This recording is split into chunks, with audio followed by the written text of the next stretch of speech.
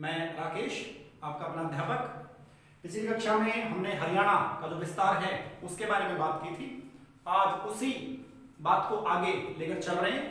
जो पिछली कक्षा थी उसमें मैंने जो आपको बताया था हरियाणा के अक्षांशीय और देशांतरीय विस्तार के बारे में, उसमें एक पॉइंट बच गया था।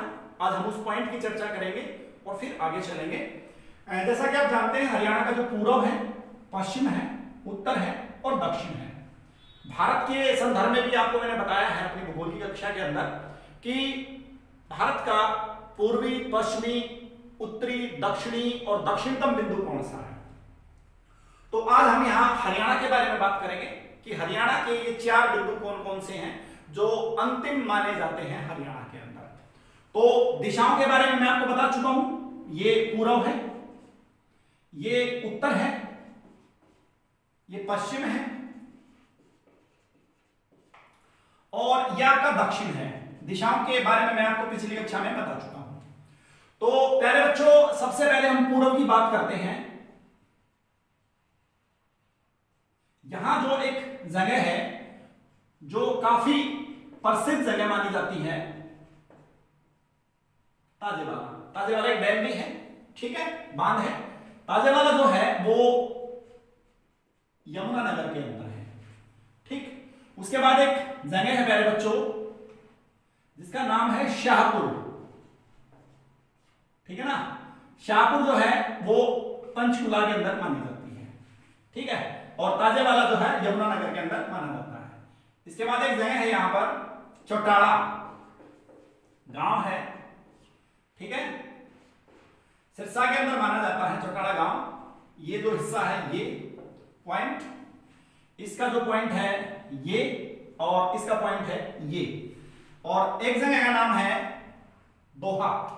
क्या नाम है? दोहा।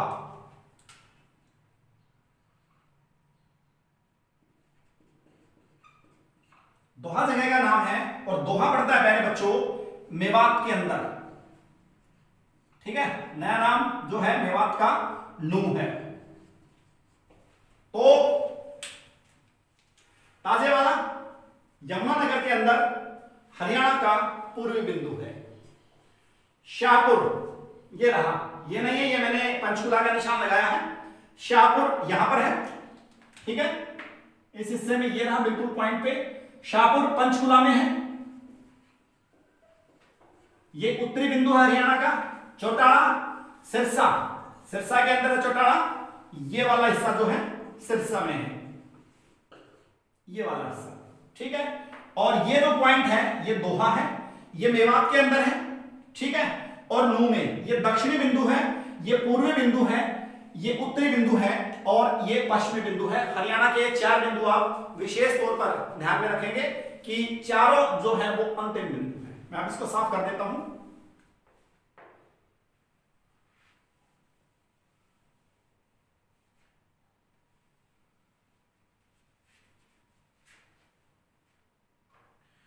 अब बच्चों हम आपसे बात करेंगे हरियाणा का जो भौगोलिक परिदृश्य है।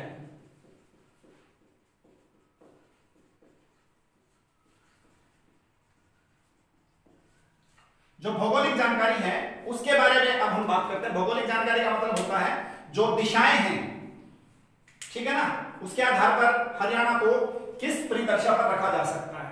तो भौगोलिक जानकारी की जब हम बात करते हैं तो बहुत बार एक सवाल पूछा है हरियाणा एसएससी ने कि हरियाणा जो है किस नदी के तट पर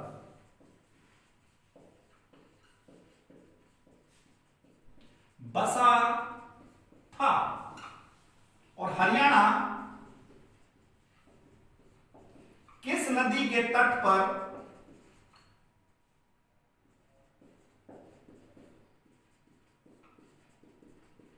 बसा हुआ है।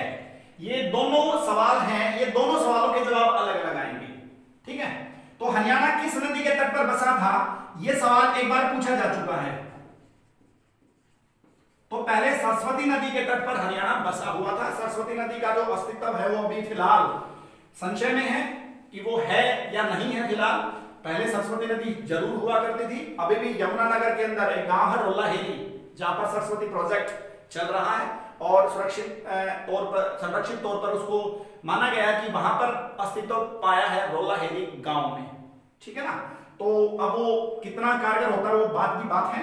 अब बात करते हैं हरियाणा किस नदी के तट पर बसा हुआ है। तो प्यारे बच्चों अगर ये सवाल आ जाए तो हम बात करेंगे यमुना नदी की। हरियाणा जो है यमुना नदी के तट पर बसा हुआ है। ये सवाल पेपर में आ चुका है ये वाला। पहले सरस्वती नदी के तट पर माना जाता था हरियाणा और उसके बाद अब नहीं है, तो यमुना नदी के तट पर जो है वो हरियाणा बसा हुआ है।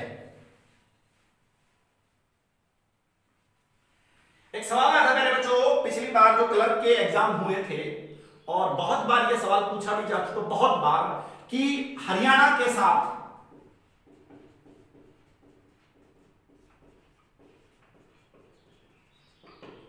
कितने राज्यों की सीमा लगती है।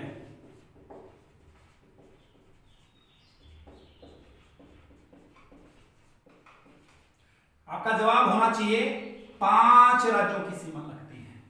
और अगर सवाल यह आ जाए कि हरियाणा के साथ कितने राज्यों व केंद्र शासित प्रदेशों की सीमा लगती है, तो आपका जवाब होना चाहिए 5 राज्य और 2 केंद्र शासित प्रदेश। टोटल यूनिट आपकी 7 हो जाएंगी। कितने राज्यों की सीमा लगती है, अगर आपसे यह पूछा जाए कितने राज्यों की सीमा लगती है तो आपका आंसर होगा 5। कितने राज्यों और केंद्र शासित प्रदेशों की सीमा लगती है तो पहले बच्चों 5 जमा 2 टोटल 7 यूनिट हो जाएंगी।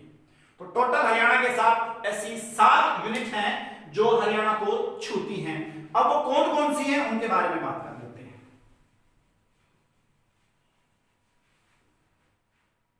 दिशाओं के बारे में मैंने आपको बता दिया था कि कौन कौन सी दिशा है, ठीक है। अब हम बात करते हैं किस दिशा में कौन सा राज्य हरियाणा के साथ है। तो सबसे पहले हम यहां पर चलते हैं उत्तराखंड। एक नाम लिख लेते हैं उत्तराखंड, एक नाम लिख लेते हैं प्यारे बच्चों हिमाचल प्रदेश, एक नाम लिख लेते हैं हम पंजाब, एक नाम लिख लेते हैं हम राजस्थान और एक नाम लिख लेते हैं हम उत्तर प्रदेश।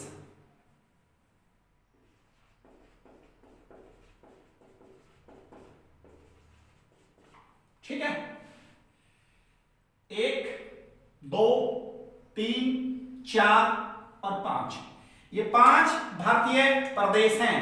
नंबर 1, नंबर 2, 3, 4 और 5। मैंने आपको बताया था कितने भारतीय प्रदेशों की सीमा हरियाणा के साथ लगती है तो 5। और मैंने आपको बताया था कितने केंद्र शासित प्रदेशों की सीमा हरियाणा के साथ लगती है। तो प्यारे बच्चों एक नाम मैं यहां पर लिखना चाहूंगा चंडीगढ़, ध्यान करेंगे। और एक नाम मैं यहां पर लिखना चाहूंगा दिल्ली, ठीक है ना। तो एक केंद्र शासित प्रदेश और 2 केंद्र शासित प्रदेश, कुल मिला के यूनिट कितनी होगी प्यारे बच्चों 7। अब हम बात करते हैं यहां पर कि कौन सा क्षेत्र हरियाणा की किस दिशा में है, ठीक है ना। तो सबसे पहले हम यहां पर बात करेंगे उत्तर दिशा की। मैं रेड मार्कर जो है उससे पॉइंट कर रहा हूं बच्चों। उत्तर दिशा में उत्तराखंड और हिमाचल प्रदेश, ध्यान करेंगे ये जो दोनों जिले हैं, इस आधार पे आप इसको पूर्व में नहीं ले जाएंगे। कहीं आप सोचो ये पूर्व दिशा है, नहीं ये पूर्व दिशा नहीं है। ये अगर आप देखोगे उत्तराखंड के साथ यमुनानगर जिले की सीमा लगती है हरियाणा की यहां पर। तो उत्तराखंड और हिमाचल प्रदेश दोनों उत्तर दिशा में हैं। उत्तराखंड और हिमाचल प्रदेश दोनों उत्तर दिशा में हैं, इसको आप ध्यान करेंगे। इसके बाद हम बात कर लेते हैं उत्तर, और ये क्या है पश्चिम। पंजाब की जो सीमा है प्यारे बच्चों उत्तर पश्चिम में लगती है, पंजाब की सीमा हरियाणा के उत्तर पश्चिम को छूती है। अब हम बात कर लेते हैं राजस्थान की। यह है पश्चिम और यह है दक्षिण। दिशा बनाने का नियम दक्षिण पश्चिम। राजस्थान जो है हरियाणा के दक्षिण पश्चिम के साथ लगता है। ठीक है, अब बात कर लेते हैं उत्तर प्रदेश की। उत्तर प्रदेश किस दिशा में लिखा हुआ है? पूर्व, तो उत्तर प्रदेश पूर्व में है। ठीक है, तो पहला सवाल, उत्तराखंड किस दिशा में है? उत्तर दिशा में है। हिमाचल प्रदेश किस दिशा में है? उत्तर दिशा में है। पंजाब किस दिशा में है? उत्तर पश्चिम दिशा में है। राजस्थान किस दिशा में है? दक्षिण पश्चिम दिशा में है। और उत्तर प्रदेश किस दिशा में है? पूर्व में है। यह आपको विशेष तौर पर ध्यान करना है। ठीक है, ये स्टेट्स हैं। इन स्टेट्स के बाद अब हम बात कर लेते हैं केंद्र शासित प्रदेशों की कि कौन सा केंद्र शासित प्रदेश किस दिशा में पड़ता है। ठीक है ना। अब हम बात करते हैं चंडीगढ़ की। ठीक है, तो चंडीगढ़ जो है वो उत्तर में पड़ेगा। अब आप सोचोगे कि यह है पंचकुला और यह है पश्चिम। तो बच्चों चंडीगढ़ जो है वो पंचकुला जिले के पश्चिम में है। चंडीगढ़ जो है वो पंचकुला जिले के पश्चिम में है, हरियाणा के पश्चिम में नहीं है। चंडीगढ़ भी हरियाणा के उत्तर में माना जाएगा। विशेष तौर पर ध्यान करेंगे, यह है पंचकुला। अब पंचकुला की पूर्व, पंचकुला का पश्चिम, पंचकुला का उत्तर और पंचकुला का दक्षिण। ये विशेष तौर पर ध्यान करेंगे। हरियाणा के उत्तर में ही चंडीगढ़ माना जाएगा। ठीक है, अब बात कर लेते हैं हम दिल्ली की। मैंने आपको बताया था दिल्ली राइट हैंड में पड़ता है। कौन से हैंड में पड़ता है? राइट हैंड में। और दिल्ली को हरियाणा ने तीन तरफ से घेर रखा है। एक साइड ये है मेरे बच्चों, एक साइड ये है और एक साइड ये है। लेकिन बेसिकली बात की जाए तो दिल्ली जो है वो हरियाणा के पूर्व में मानी जाएगी। दिल्ली हरियाणा के पूर्व में स्थित है। ठीक है ना। और दिल्ली हरियाणा के पूर्व में स्थित है। और कई बार यह पूछा जाता है कि कितने भागों में से घिरी हुई है, तो भैया दिल्ली का उत्तरी भाग, दिल्ली का पश्चिमी भाग और दिल्ली का दक्षिणी भाग, ये सारा भाग दिल्ली का दक्षिण है, ये सारा भाग दिल्ली का पश्चिम है और ये सारा भाग दिल्ली का उत्तर है। तो उत्तरी तरफ से हरियाणा से लगती है, पश्चिमी तरफ से हरियाणा से लगती है और दक्षिणी तरफ से हरियाणा से लगती है। वैसे हरियाणा के किस भाग में है? राइट हैंड में। राइट हैंड क्या होता है? पूर्व में। विशेष तौर पर आप ध्यान करेंगे। अब हम इसके साथ साथ बात कर लेते हैं कि कितने जिलों के साथ ये जो अक्षेत्र हैं वो लगते हैं। इसको जानने का एक तरीका मैं आपको बता देता हूं। सबसे पहले हम जान लेते हैं सबसे कम और सबसे ज्यादा। तो पहले बच्चों सबसे कम की बात करते हैं। सबसे कम दूरी और सबसे ज्यादा दूरी।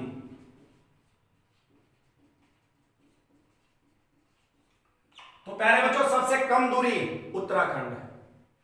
उत्तराखंड के साथ हम 11 किलोमीटर की सीमा साझी करते हैं। कितनी? 11 किलोमीटर की सीमा। और सबसे ज्यादा दूरी राजस्थान के साथ हम साझी करते हैं 1262 किलोमीटर की दूरी।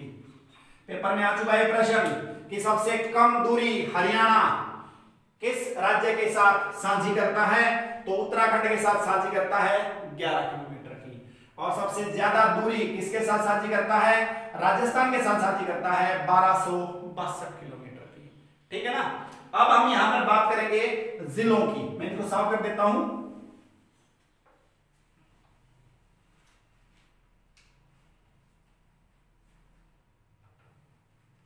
दिशाओं के बारे में आपको पता चल गया होगा।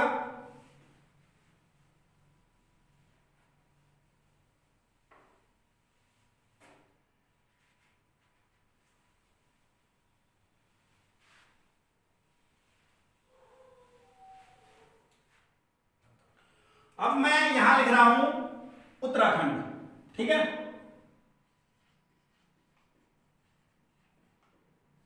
उत्तराखंड की जो सीमा है, उत्तराखंड का एक जिला हरियाणा के एक जिले से लगता है। ध्यान करेंगे, उत्तराखंड का एक जिला हरियाणा के एक जिले से लगता है। अब हम बात कर लेते हैं हिमाचल की।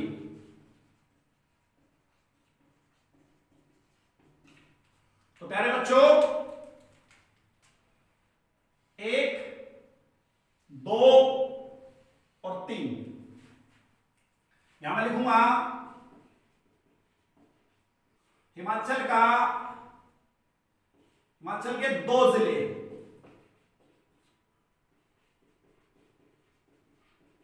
हरियाणा के 3 जिलों से।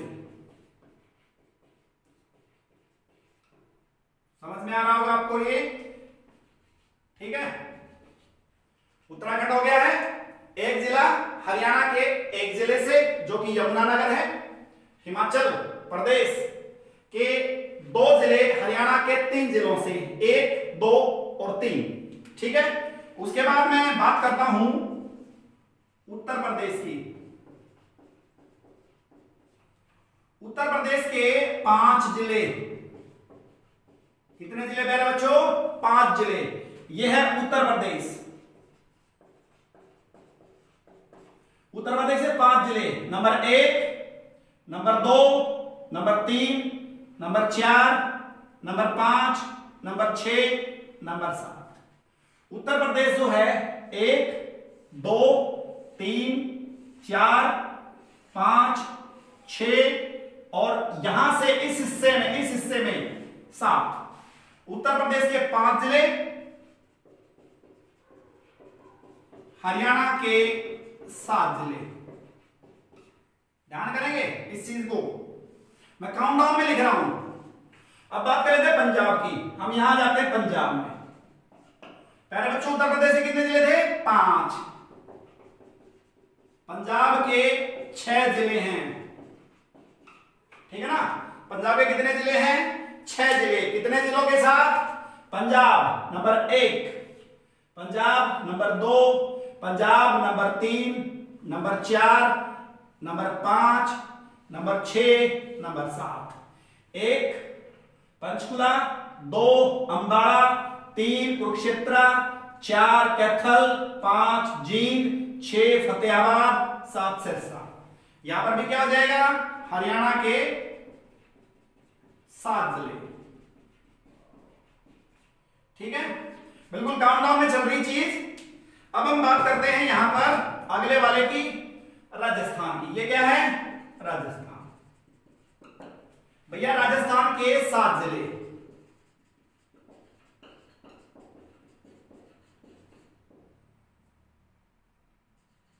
ठीक है, ये राजस्थान है। Number 1, number 2, number 3, 4, 5, 6, 7। नाम बोल देता हूं।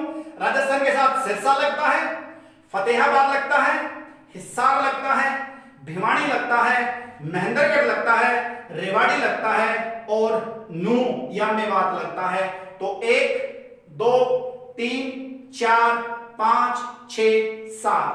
ध्यान से देखेंगे, राजस्थान के 7 जिले, हरियाणा के 7 जिले। बिल्कुल आराम से हो जाएंगे। मैंने काउंटडाउन में लिखा है उत्तराखंड 1 जिला 1 जिले से, हिमाचल 2 जिले 3 जिलों से। देखिए 1, 2, 3। ध्यान से 1, 1, 2, 3। ठीक है, उसके बाद 3 के बाद अगली डिजिट। उत्तर प्रदेश के कितने जिले? 5। 5 कितनों से? 7। पंजाब के कितने जिले? 6। 5 के बाद कितना है? 6। हम कितने हैं? 7 ही हैं। राजस्थान के कितने? 7।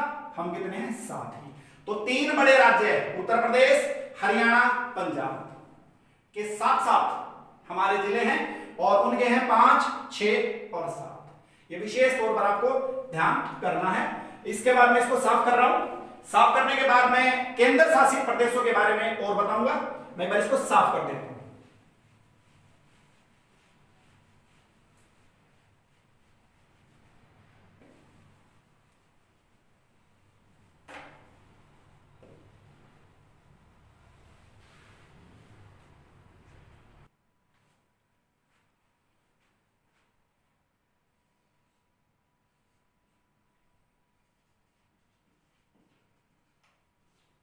बच्चों हम बात करते हैं हरियाणा के जो 2 केंद्र शासित प्रदेश है जो हरियाणा के साथ लगते हैं, उनकी जो सीमाएं हैं वो कितने जिलों के साथ लगती है।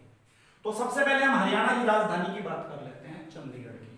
देखो चंडीगढ़ है फिलहाल भारत की एकमात्र किसी प्रांत की राजधानी है जो सबसे ज्यादा चीजों को बिलोंग करती है। चंडीगढ़ की राजधानी, क्योंकि केंद्र शासित प्रदेशों की राजधानियां होती हैं, चंडीगढ़ की राजधानी चंडीगढ़ है। पंजाब की जो राजधानी है वो चंडीगढ़ है और हरियाणा की जो राजधानी है वो चंडीगढ़ है। और इसके अलावा चंडीगढ़ राजधानी क्षेत्र भी माना जाता है, जिसे दिल्ली की हम बात करते हैं राष्ट्रीय राजधानी क्षेत्र है, वैसे ही चंडीगढ़ को भी राजधानी क्षेत्र का दर्जा मिला हुआ है। चंडीगढ़ के बारे में विशेष तौर पर एक क्लास आपके सामने आएगी जो चंडीगढ़ का विस्तार से हम आपको वर्णन बताएंगे। फिलहाल हम बात कर लेते हैं चंडीगढ़ की बात कर लेते हैं। तो प्यारे बच्चों, चंडीगढ़ में कितने जिले हैं, सबसे पहला सवाल ये आता है।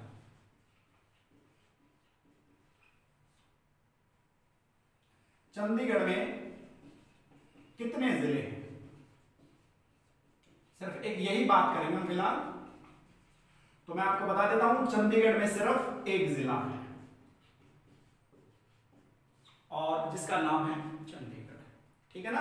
तो चंडीगढ़ का एक जिला, चंडीगढ़ का एक जिला हरियाणा के कौन से जिले से, एक जिले से, हरियाणा का पंचकुला जो है वो चंडीगढ़ के साथ लगता है। ये ध्यान कीजिए, ये जो चंडीगढ़ है उसके साथ हरियाणा का सिर्फ एक जिला लगता है जिसका नाम है पंचकुला।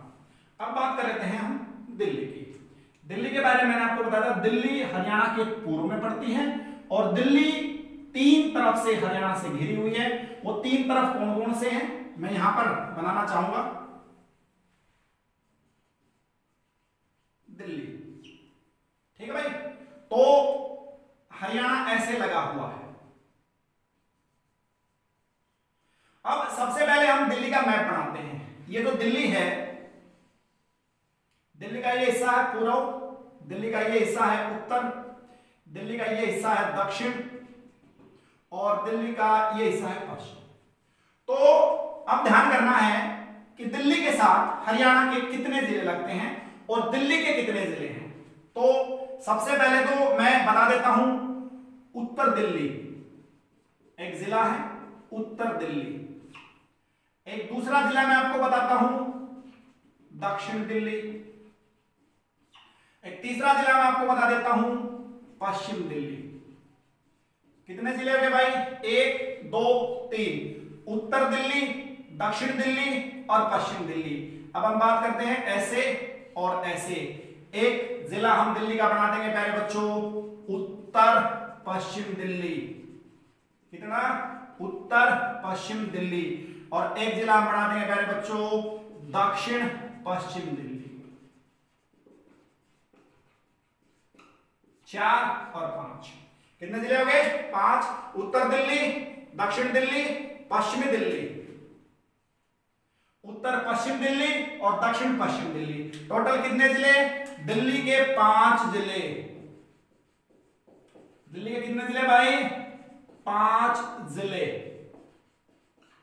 ठीक है ना। ये आ गया भाई हरियाणा नंबर 1, भाई नंबर 2 और नंबर 3 और नंबर 4। दिल्ली के साथ लगता भाई सोनीपत, दिल्ली के साथ लगता भाई झज्जर, दिल्ली के साथ लगता भाई गुरुग्राम और दिल्ली के साथ लगता भाई फरीदाबाद। दिल्ली के 5 जिले, हरियाणा के कितने जिले भाई, हरियाणा के 4 जिले। ये ध्यान करेंगे, ठीक है ना। तो फिर से कह रहा हूं, इनको विशेष तौर पर ध्यान रखेंगे। बड़ी आसानी से मैंने समझाने की कोशिश की है, उम्मीद करता हूं समझ गए होंगे। 1 3 7 7 7 ध्यान करेंगे। एक जिला एक जिले से, ठीक है। 2 जिले 3 जिलों से, 5 जिले 7 जिलों से, 6 जिले 7 जिलों से, 7 जिले 7 जिलों से, ठीक है। एक जिला एक जिले से और इसके 5 जिले 4 जिलों से। ये विशेष तौर पर आपको ध्यान रखना है। अब एक सवाल और यहां पर बनता है कि हरियाणा के ऐसे कितने जिले हैं जो किसी भी आउटर बाउंड्री को नहीं छूते हैं। हरियाणा के ऐसे कितने जिले हैं जो किसी भी आउटर बाउंड्री को नहीं छूते हैं। तो भैया हरियाणा के 2 जिले हैं, हरियाणा के 2 जिले, नंबर 1 हमारा रोहतक और नंबर 2 अभी नवनिर्मित तैयार चरखी दादरी। 2 ऐसे जिले हैं जो किसी भी बाहरी सीमा को, हरियाणा की बाहरी सीमा को नहीं छूते हैं। तो 2 जिले ये माने जाएंगे भाई, ठीक है ना। अब हम आगे चलते हैं और बात करते हैं पूर्ण रूप से हरियाणा के भौगोलिक परिदृश्य की। ये भौगोलिक परिदृश्य के साथ साथ मैंने आपको जो राजनीतिक परिदृश्य था उसकी झलक दिखाई थी। अब हम बात करते हैं कि हरियाणा को कितने भौगोलिक प्रदेशों में बांटा जा सकता है। भैया हरियाणा को बांटा जा सकता है 4 भौगोलिक परिदृश्यों में। कितने भौगोलिक परिदृश्यों में? 4 भौगोलिक परिदृश्यों में। मैं यहां लिखना चाहूंगा सबसे पहला जो भौगोलिक परिदृश्य है वो शिवालिक पहाड़ियां हैं।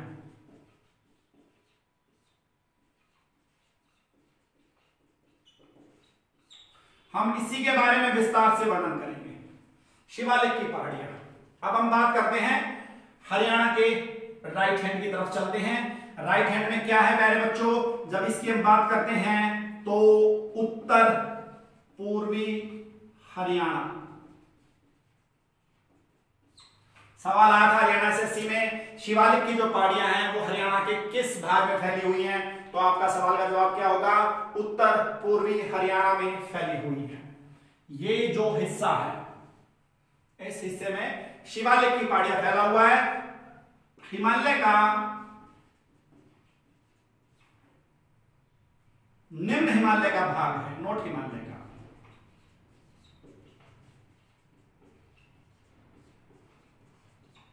निम्न हिमालय की जो पहाड़ियां हैं वो ये हैं, ठीक है। और हरियाणा के उत्तर पूर्वी हिस्से में है।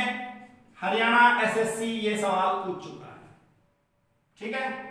उसके बाद आगे चलते हैं कि भाई शिवालिक की जो पहाड़ियां हैं वो किन किन प्रदेशों को छूती हैं, हरियाणा के किन किन प्रदेशों को छूती हैं?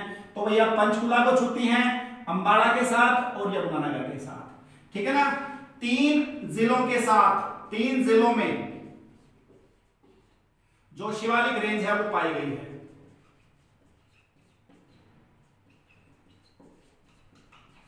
हरियाणा के कितने जिलों में? 3 जिलों में। उसके बाद हरियाणा के अंदर बात करते हैं, हरियाणा के अंदर जो सबसे ऊंचा शिखर है शिवालिक रेंज का, भाई शिवालिक का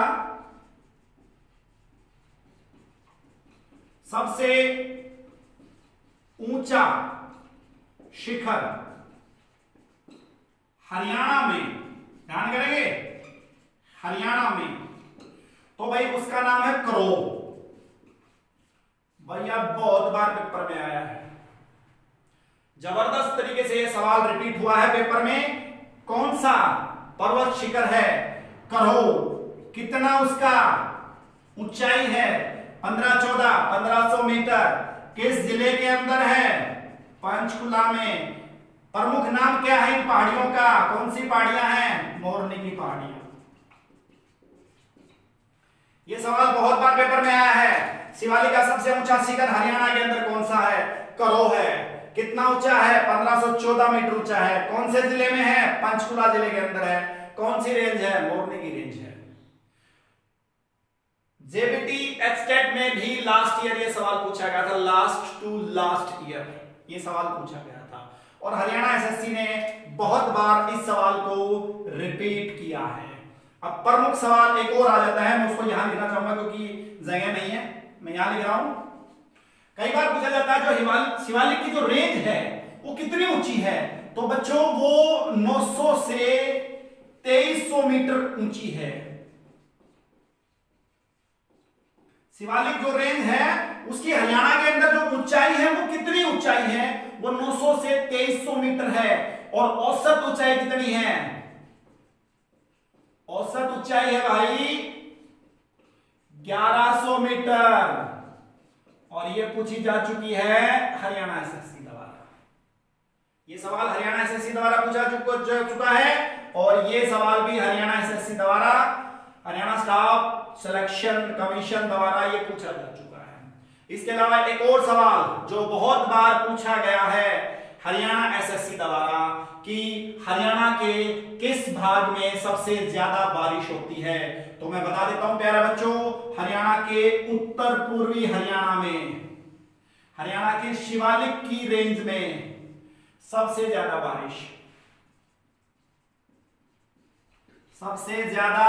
बारिश होती है, वर्षा होती है लगभग 200 सेंटीमीटर। हरियाणा में सबसे ज्यादा वार्षिक वर्षा कहां होती है? सबसे ज्यादा शिवालिक की रेंज में, उत्तर पूर्वी हरियाणा की रेंज में। यह है भाई वो उत्तर पूर्वी हरियाणा रेंज, ठीक है ना। यहां पर सबसे ज्यादा बारिश होती है, 200 सेंटीमीटर वार्षिक वर्षा होती है उत्तर पूर्वी हरियाणा, और रेंज किसकी है? शिवालिक की रेंज। पेपर में बहुत बार ये हरियाणा एसएससी द्वारा पूछा जा चुका है। इसके अलावा एक सवाल और हरियाणा एसएससी ने पूछा है कि हरियाणा के अंदर कुल पर्वतीय क्षेत्र का शिवालिक कितना है? कुल पर्वतीय क्षेत्र का शिवालिक कितना है? तो मैं यहां लिखना चाहूंगा 1.38% है भैया। हरियाणा एसएससी ने यह सवाल भी पूछ रखा है, तो आप अंदाजा लगाओगे कि शिवालिक जो रेंज है वो कितनी महत्वपूर्ण है।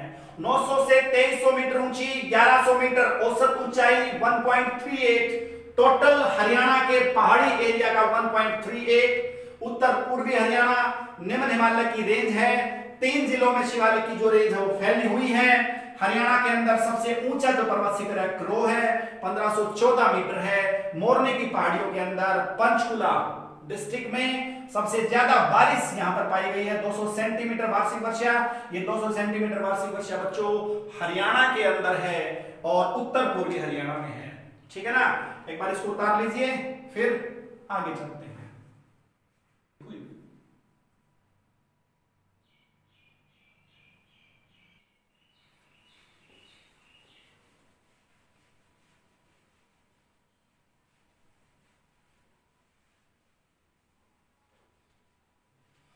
प्यारे बच्चों, अब हम बात कर लेते हैं नंबर 2 की। नंबर 1 मैंने आपको करा दिया था, नंबर 2 जो भाग है वो है मैदानी भाग। मोस्ट इंपोर्टेंट भाग है, इसमें से भी बहुत बार प्रश्न आए हुए हैं। मैंने आपको बता दिया था शिवालिक रेंज, नंबर 1 में यहां लिख दूंगा शिवालिक की पहाड़ी हो चुका है आपका, और नंबर 2 मैदानी भाग में हम आ गए हैं, हम उस पे ठीक है ना। तो शिवालिक रेंज में आपको बता चुका हूं। अब बात करते हैं मैदानी भाग की। तो सबसे पहले मैं आपको यहां के जवाब देना चाहूंगा कि मैदान किसे कहते हैं। समुद्र तल से 300 मीटर ऊंचा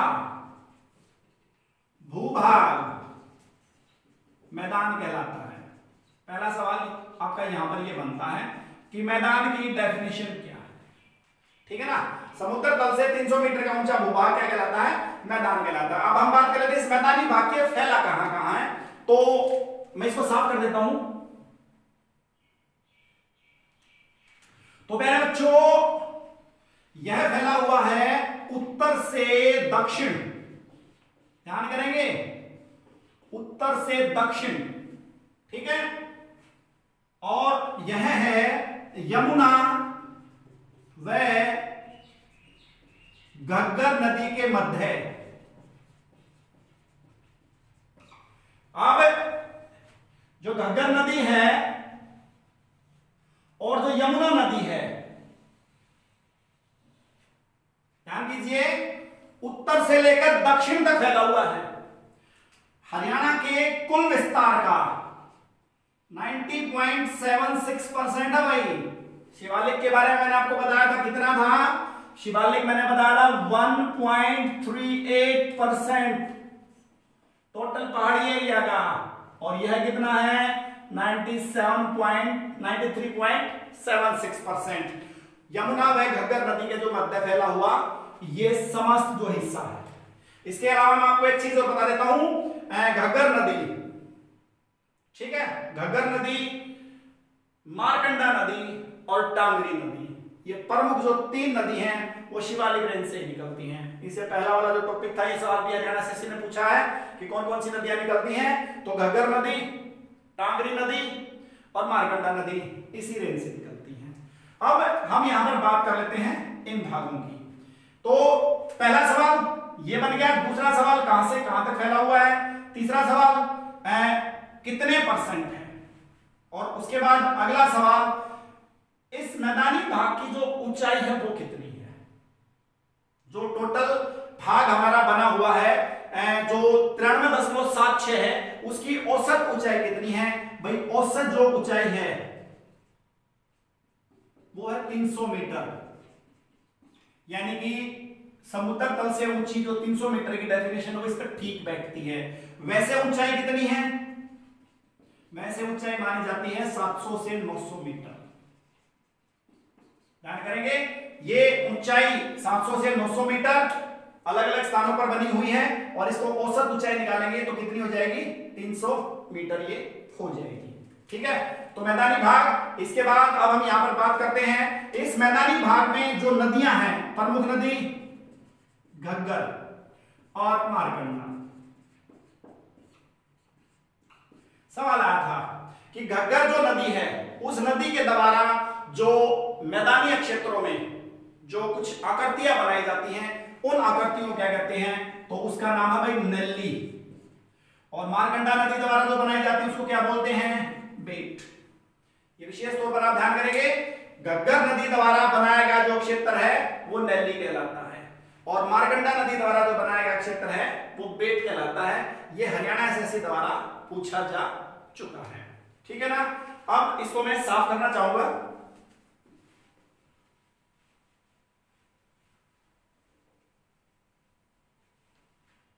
यहां पर मैं आपको एक चीज और बता देता हूं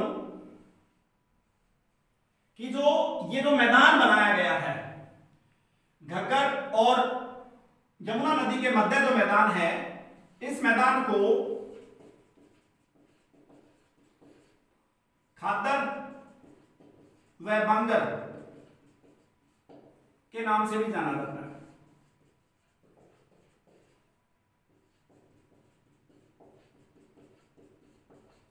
खादर और बांगर के मैदान के नाम से जाना जाता है। अब खादर और बांगर से संबंधित बहुत बार पेपर में प्रश्न आ चुका है। ध्यान से देखेंगे, खादर जो क्षेत्र है, खादर के क्षेत्र को बाढ़ का मैदान बोलते हैं। अमूमन नवीन जलोढ़ मिट्टी पाई जाती है।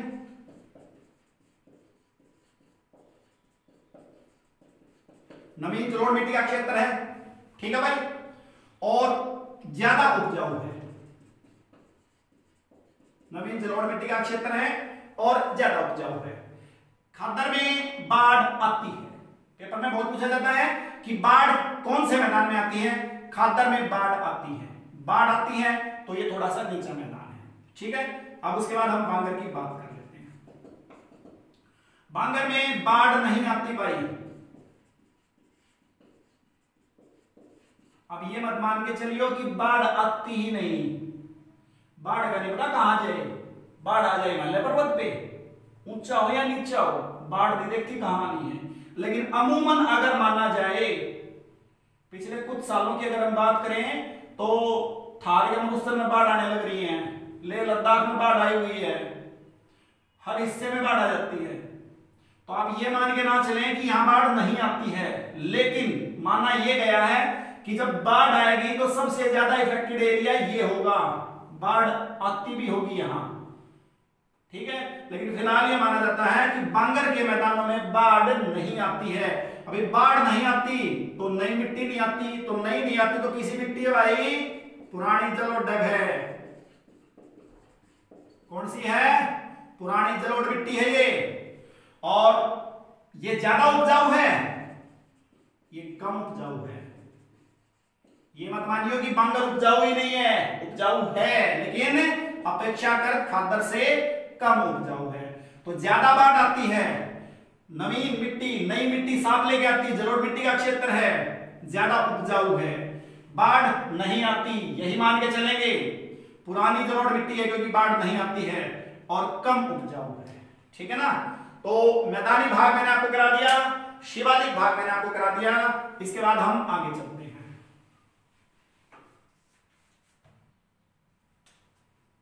अब बात करते हैं तीसरे भाग की। तीसरा भाग है रेतीला भाग। कौन सा भाग है? रेतीला भाग। और रेतीले भाग का जो क्षेत्र है वो कितना है? 1.77%। ठीक है ना। अब ये जो रेतीला भाग है वो किस हिस्से में फैला हुआ है, हम उसकी बात करते हैं। तो प्यारे बच्चों, राजस्थान का जो हिस्सा है, इधर वाला हिस्सा जो पश्चिमी हरियाणा है, पहली चीज मैं बात करूंगा, पश्चिमी हरियाणा में फैला हुआ है। पश्चिमी हरियाणा में यहां तक आप आ जाएंगे। ये जो क्षेत्र है वो 1.77 थार के मरुस्थल के साथ,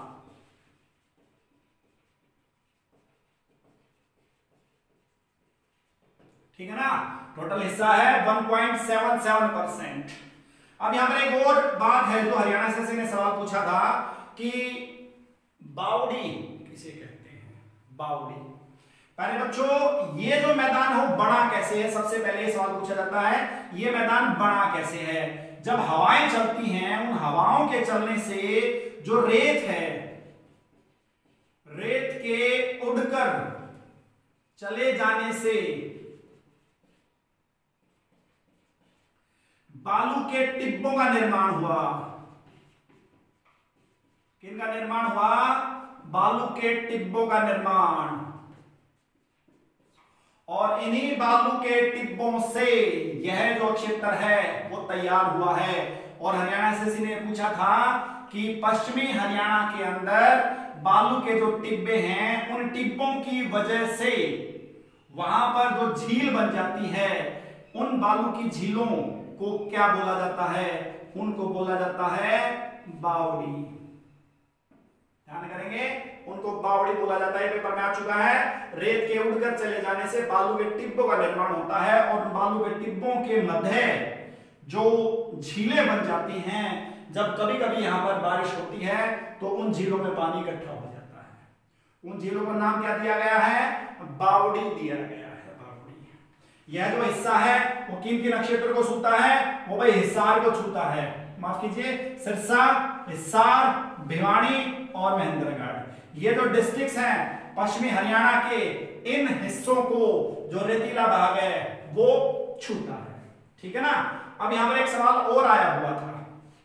एक सवाल था अनकाई दलदल। अनकाई दलदल हरियाणा के किस क्षेत्र में पाया जाता है? ये सवाल आया हुआ था। तो प्यारे बच्चों, जो अनकाई दलदल है वो पश्चिमी हिसार में पाया जाता है। कहां पर पाया जाता है? पश्चिमी हिसार में पाया जाता है।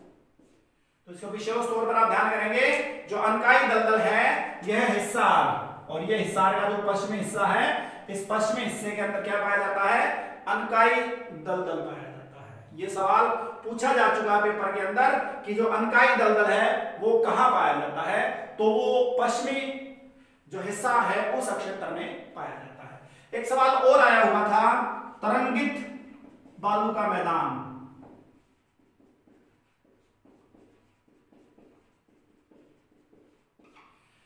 इस मैदान को भी तरंगित बोला जाता है और यह भी तरंगित बालू का मैदान है। ये इसी मैदान का हिस्सा है, लेकिन यहां पर बालू रेत की जो अधिकता है वो पाई गई है। और ये सवाल आया हुआ था, तरंगित जो बालू का मैदान है वो हरियाणा के किन क्षेत्रों में पाया जाता है? तो मैं आपको बता देता हूं, नूंह, गुरुग्राम, रेवाड़ी और महेंद्रगढ़। ये जो हिस्से हैं, ये जो हिस्से मैं आपको बता रहा हूं, इन हिस्सों में फैला हुआ है तरंगित बालू का मैदान। महेंद्रगढ़, रेवाड़ी, गुरुग्राम और नूंह, इनमें माना गया है। महेंद्रगढ़ का ये हिस्सा, रेवाड़ी का ये हिस्सा, गुरुग्राम का ये हिस्सा और नूह का ये हिस्सा। और अगर ये पूछा जाए तो कौन से हिस्से में? दक्षिणी हरियाणा, ठीक है ना। और दक्षिणी हरियाणा के साथ साथ महेंद्रगढ़ का दक्षिणी हिस्सा, रेवाड़ी का दक्षिणी हिस्सा, गुरुग्राम का भी दक्षिणी हिस्सा और नूह का दक्षिण पश्चिम हिस्सा। ये हिस्से माने जाएंगे भाई, दक्षिण पश्चिम हिस्सा, दक्षिण हिस्सा, दक्षिण हिस्सा और दक्षिण हिस्सा, और कुल मिलाकर हरियाणा का दक्षिण हिस्सा। ठीक है भाई, उम्मीद करता हूं ये समझ में आया होगा।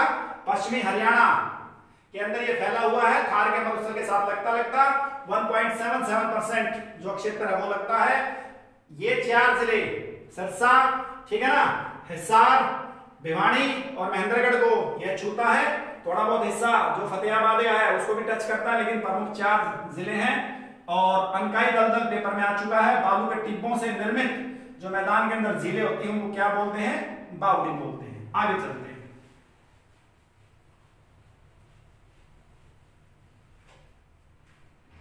नंबर 4 पॉइंट बना देते हैं भाई यहां पर। अरावली अक्षेत्र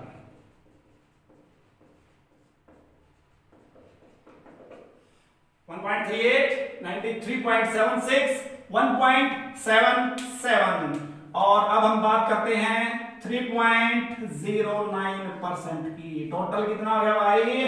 100% हो गया, ठीक है ना। ये हरियाणा है पूरा 1.38, वो 93.76, ये 1.77 रेतीला भाग, 3.09 ये वाला भाग अरावली रेंज, ठीक है ना। अरावली रेंज के साथ साथ हम इसमें चलेंगे। अब हम इस अरावली रेंज की बात करते हैं, तो अरावली रेंज की बात कीजिए, ठीक है ना। सबसे पहले क्या बात करते हैं? अरावली जो क्षेत्र है, अरावली पर्वत जो है वो विश्व का सबसे पुराना पर्वत माना जाता है।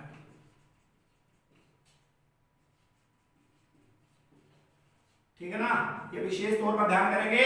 अरावली पर्वत विश्व का सबसे प्राचीन पर्वत माना गया है, इसको आप ध्यान करेंगे। हरियाणा के कुल पर्वतीय क्षेत्र का, हरियाणा के कुल पहाड़ीय क्षेत्र का 3.09% है। पेपर में प्रश्न आ चुका है हरियाणा में कितने परसेंट भाग पहाड़ी है, तो टोटल 1.38 और 3.09, टोटल 9 और 8 17, 3 और 1 4.47, टोटल हरियाणा का पहाड़ी क्षेत्र है 4.47, ठीक है ना। ये वाला और ये वाला एक साथ पूछा जाए तो 4.47, अलग अलग पूछा जाए 1.38, 3.09 हरियाणा के कुल पहाड़ी क्षेत्र का ये माना गया है, ठीक है ना। अब एक सवाल जो बहुत बार पेपर में आया हुआ, जैसे मैंने बताया था, यहां पर कौन सा शिखर है? क्रो, ठीक है ना। हरियाणा के अंदर, हरियाणा में अरावली क्षेत्र का सबसे ऊंचा पर्वत शिखर कौन सा है?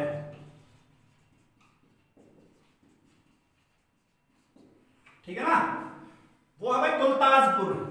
कौन सा? कुलताजपुर जगह है, 652 मीटर है, ठीक है। और कुलताजपुर भाई महेंद्रगढ़ में,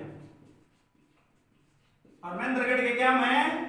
नारनौल में भाई, योरा महेंद्रगढ़, ठीक है ना। महेंद्रगढ़ के नारनौल में कुलताजपुर एक जगह है जो 652 मीटर ऊंची है, हरियाणा के अंदर अरावली क्षेत्र का सबसे ऊंचा शिखर है। अब ये मत मान लियो कि अरावली क्षेत्र का सबसे ऊंचा शिखर है, हरियाणा के अंदर सबसे ऊंचा शिखर है ये। वैसे अरावली क्षेत्र का सबसे ऊंचा जो शिखर है वो आबू पर्वत पर गुरु शिखर है, जो अरावली रेंज का सबसे ऊंचा पर्वत शिखर जो है वो माना गया है। और ये है कहां एक्चुअली? ये बहुत बार बच्चे सोच लेते हैं सबसे ऊंचा पर्वत शिखर ये हो गया। यहां पर मैं एक विशेष तौर बता देता हूं, 1722 मीटर ऊंचा गुरु शिखर, ठीक है। अरावली रेंज का सबसे ऊंचा है, कहां पर है ये राजस्थान में है भाई, सिरोही जिले में। कौन से जिले में? सिरोही जिले में ये माना गया है। इसका विशेष तौर पर ध्यान करेंगे, सिरोही जिले के अंदर 1722 मीटर ऊंचा गुरु शिखर आबू पर्वत पर। कौन से पर्वत पर? आबू पर्वत पर। इसे आप हरियाणा से अलग कर देंगे।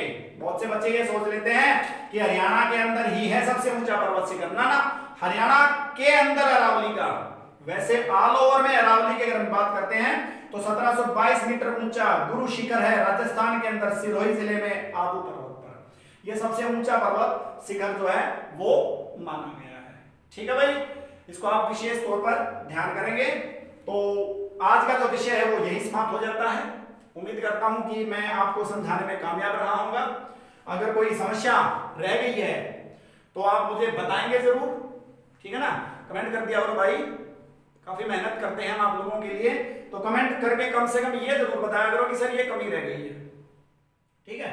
इसके बाद जो अगली क्लास आएगी उस क्लास में मैं आपको हरियाणा किन परिस्थितियों में पंजाब राज्य से अलग हुआ और जो सारी जो गतिविधियां थी, जितनी समितियां थी, इस चीज को लेकर प्रमुख ऐसी बातें जो शायद ही किसी कक्षा में आपको बताई गई होंगी, मैं ऐसी बातें बताऊंगा आपको, ठीक है ना। तो उम्मीद करता हूं कि समझ में आ गई होगी। कमेंट कर दीजिए, कोई समस्या रह गई हो उसके बारे में बता दीजिए और सब्सक्राइब जरूर कर दीजिए। अगली कक्षा के दौरान फिर से मिलेंगे, तब तक घर पे रहिए, सुरक्षित रहिए। धन्यवाद।